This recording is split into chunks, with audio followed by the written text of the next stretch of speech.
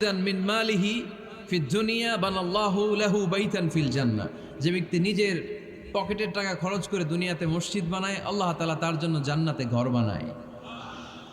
60টা জিনিস মানুষ মরে যাওয়ার পরে তার কবরে পৌঁছতে থাকে।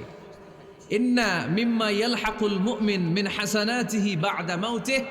মানুষ মরে যাওয়ার পরেও যে 60টা জিনিস তার কবরে পৌঁছায়, তার মধ্যে একটা হচ্ছে মসজিদান বানাহু। সে যে মসজিদ বানিয়ে গিয়েছে, ওই মসজিদের সওয়াব। সুবহানাল্লাহ পড়েন।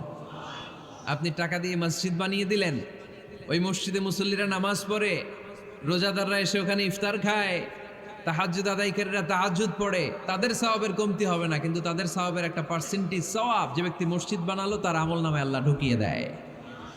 এজন্য বেশি বেশি মসজিদ বানাতে রাজি আছেন তো?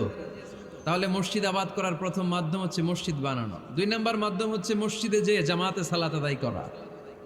জামাতে সালাতুল জামাআ তাফদুলু সালাত